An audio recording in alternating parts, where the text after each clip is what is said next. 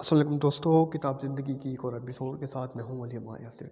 अच्छा दोस्तों, मैं जब भी किसी किताब के बारे में कोई रिव्यू अपलोड करता हूं, कोई वीडियो बनाता हूं या कोई टेक्स्ट की सूरत में किसी किताब पर तबसरा देता हूं, तो अक्सर दोस्तों की तरफ से ये मैसेज आता है कि यार तुम्हारे रिव्यूज़ पढ़कर और वीडियोस देखकर दिल तो बड़ा करता है कि ये किताब पढ़ी जाए।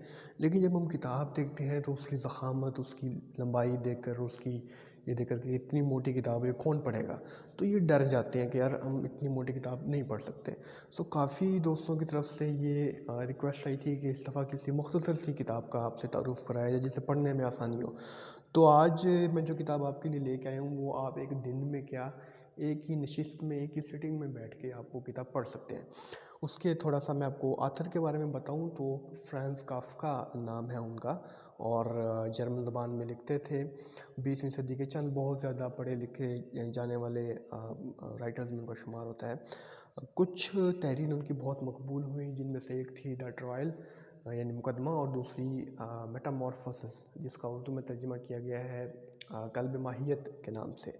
तो जहाँ तक तर्जुमे की बात है तो अ, होता ये है कि किसी और ज़बान में, जर्मन में, रशियन में, अरबिक में, फ़्रांसीसी ज़बान में कोई भी अगर किताब लिखी जाती है जो कि बहुत मकबूल होती है, तो उसका फिर अंग्रेज़ी में तर्जुमा किया जाता है। फिर हमारे जो पाकिस्तानी मुतरज्जिम हैं वो अंग्रेज़ी से उर्दू में तर्जुमा करते हैं। तो यूँ एक से दूसरी, दूसरी से तीसरी ज़बान में आते-आते ये एक डर पैदा हो जाता है कि उस किताब का जो बेसिक थीम है या जो अल्फ़ाज़ और तराकीब इस्तेमाल की गई हैं, उनमें कोई रद्द-ओ-बदल ना हो जाए।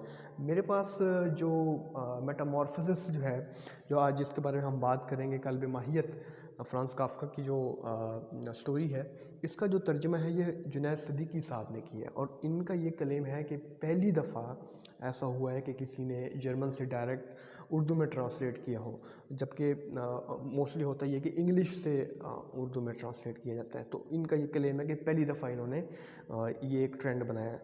एनी हाउ, अब मैं इसकी थोड़ी सी आपको स्टोरी बताऊं तो होता ये है कि ग्रेगोर नाम का एक शख्स है जो कि किसी प्राइवेट फर्म में जॉब करता है। तो जब वो एक सुबह उठता है तो क्या देखता है कि वो एक कीड़े में बदल चुका है। उसका चेहरा तो इंसानों वाला है, लेकिन उसकी बाकी जो माहियत है, उसकी शेप है, वो किसी मॉन्स्टर की तरह, कीड़े की तरह वो तब्दील हो चुकी है। अब इसको हम अपने साथ रिलेट करें तो वो उस टाइम ये नहीं सोच रहा होता कि मैं, मेरी शेप तब्दील हो गई है, मेरी फ़िज़ीक तब्दील हो गई है, मैं अब कैसे मूव करूँगा, मैं कैसे ज़िंदगी गुज़ारूँगा। उसके ज़हन में ये बात आ रही होती है, यार मैं दफ़्तर से लेट हो रहा हूँ, मैं ऑफ़िस में ना पहुँच सका तो कहीं ये ना हो मुझे मुलाज़मत से निकाल दिया जाए, मेरे घर का जो निज़ाम चल रहा है वो फ़ाइनेंशियल क्राइसिस में आ जाएँगे सारे घर वाले।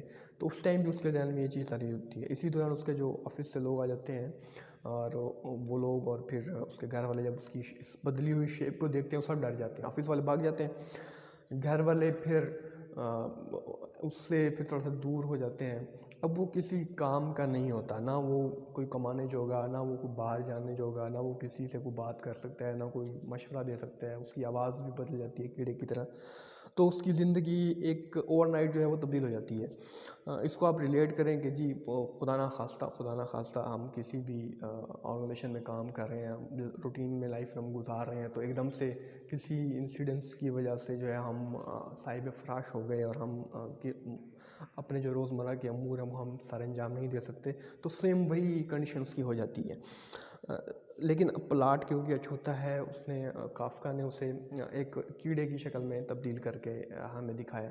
एनी हाउ, आगे इस उसकी शेप तब्दील होने के बाद और उसकी जो रूटीन है वो तब्दील होने के बाद उसके घर वालों का रवैया उसके साथ कैसा हो जाता है, बड़ा इंटरेस्टिंग है। उसकी बहन खुसूसन उसका ख़्याल रखती है।